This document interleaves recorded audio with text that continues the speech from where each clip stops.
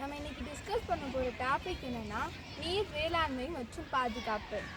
நீர் மேலாண்மை மற்றும் பாதுகாப்பு. நம்ம நீரை இப்போ அதிகமாக வேஸ்ட் பண்ணிகிட்ருக்கோம். அதனால வரும் சங்கதிகளுக்கு நீர் கிடைக்காம கூட போகலாம். அது எப்படி நம்ம சேமிக்கணும் அப்படின்னு தான் இன்றைக்கி நம்ம பார்க்க போகிறோம். ஃபஸ்ட்டு வீடுகளை நம்ம எப்படி சேமிக்கிறதுனா, நம்ம ஷவரில் குளிக்காமல் ஒரு பாலியில் தண்ணியை பிடிச்சி வச்சு குளித்தாலே நீர் அதிகமாக சேமிக்கலாம். அது மட்டும் இல்லாமல் பெரிய குழாய் உள்ள டேப்பை யூஸ் பண்ணாமல் சின்ன குழாய் உள்ள டேப்பை யூஸ் பண்ணாலும் நம்ம குறைக்க முடியும். அதுவும் மட்டும் இல்லாமல் விவசாயத்தில் நம்ம எப்படி தண்ணியை சேமிக்கலாம்னா, விவசாயத்தில் தண்ணி இல்லாமல் விவசாயமே பண்ண முடியாது. அதனால நம்ம கொஞ்சம் அளவு தண்ணி எடுக்கக்கூடிய பயிர்களை நம்ம விவசாயத்தில் சேர்க்கலாம். அது மாதிரி நம்ம சொட்டு நீர் பாசனம் இதெல்லாம் நம்ம பண்ணும்போது நீர் அதிகப்படியாக நமக்கு சேமிக்க முடியும். 2050 மக்கள் தொகை 9 பில்லியனுக்கு மேலே வருங்கன்னு அறிஞர்கள்ட்ட ஒரு கருத்து போய்கிட்டு இருக்கு. அதில் பாதியான நீர் விவசாயத்தில் வேஸ்ட் ஆகிக்கிட்டு இருக்கு. விவசாயத்தில் மட்டும் 70% நீர் பயன்படுத்தப்படுகிறது. அதனால வருங்கால மக்களுக்கு அந்த நீர் கிடைக்காதுங்கிறதுனால நம்ம 70% நீரை கம்மி பண்ணணும். அதாவது விவசாயத்தில் நீர்ப்பாசன முறை 2 வகையாக பிரிக்கப்பட்டிருக்கு. ஒன்று பாரம்பரிய முறை, இன்னொன்று நவீன முறை. பாரம்பரிய முறைகளில் அந்த காலத்தில் மக்கள் தங்களோட கைகள் மூலியமாக எந்த கருவியும் இல்லாமல் எருது மூலியமாக அந்த நீர்ப்பாசன முறை பண்ணாங்க. இப்போ நவீன முறைகளில் சொட்டு நீர்ப்பாசனம், நவீன நீர்ப்பாசனம்னு 2 வந்துருச்சு. அதுலேயே இந்த தெளிப்பான் நீர்ப்பாசனம், சொட்டு நீர்ப்பாசனங்கிறதுல தெளிப்பான் நீர்ப்பாசன முறை பண்ணுறது மூலம் அந்த தெளிப்பான் நீர்ப்பாசனம் எல்லா சைடு தெளிக்கிறதுனால நீர் நிறையா வேஸ்ட் ஆகுது.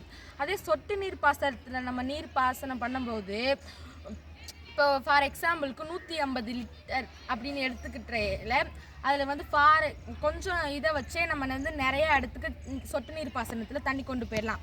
அதே அந்த லிட்டர் தெளிப்பான் நீர் பாசனத்துக்கு கொண்டு போகையில் ஒரு நிமிஷத்துலேயே அது காலி ஆயிடுது. அதனால நம்ம சொட்டு நீர் பாசனம் பண்ணுறதே தான் மேல்.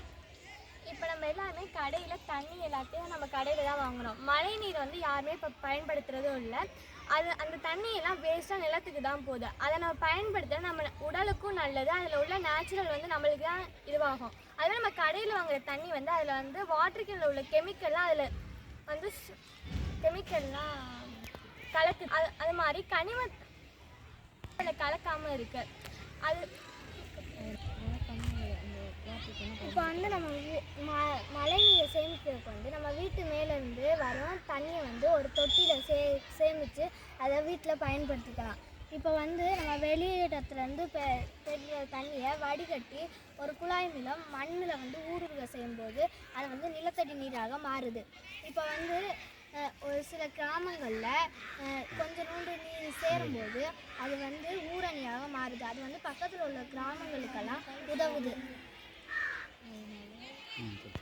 நான் சொல்லுவேன், மழை நீரை நம்ம இப்போ சேமிக்கவே மாட்டேங்கிறோம். வேஸ்ட்டாக மண்ணில் தான் போகுது. அதை சேமித்து வச்சு நம்ம அதை ஃபில்டர் பண்ணி அதை குடிக்கிற தண்ணியாக கூட மாற்றலாம்.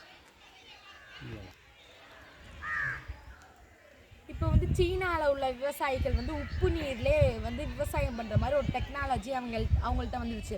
இப்போ ஆர்ஓ நம்ம பயன்படுத்தையில் நம்மள்ட்ட அதுக்கு தேவையான கனிமங்கள் மற்றும் தாது பொருட்கள் அதில் அந்த வேஸ்ட்டான நீர் வெளியே போகுது. அந்த ஆர்ஓ பயன்படுத்தி அதில் போகிற வேஸ்ட்டான கழிவு நீர்களை நம்ம தோட்டத்தில் இருக்க செடிகளுக்கோ மற்ற பொருட்களை கழுவவோ இந்த துணி துவைக்கிறது அந்த மாதிரி யூஸ் பண்ணுறதுக்கு நம்ம வச்சுக்கலாம். அந்த ஆர்ஓ சிஸ்டத்தில் வர்ற வேஸ்ட்டான தண்ணியை மட்டும்தான் அந்த செடிகளுக்கு பயன்படுத்தணும். அந்த கழிவு நீர், இந்த சாக்கடை நீர், அந்த கழிவு நீர், அந்த மாதிரி நீரை நம்ம மரங்களுக்கோ செடிகளுக்கோ காய்கறி விளைகிற செடிகளுக்கோ பாசனம் பண்ணும்பொழுது நமக்கு பல நோய்கள் ஏற்படுகின்றன. அதனால அதை தவிர்க்க வேண்டும். இப்போ கன்க்ளூஷன், நம்ம இது மாதிரி நீரை சேமிக்கணும் மற்றும் நம்ம சங்கதிகளுக்கு நம்ம நீரை பாதுகாப்பாக வைக்க வேண்டும். நன்றி.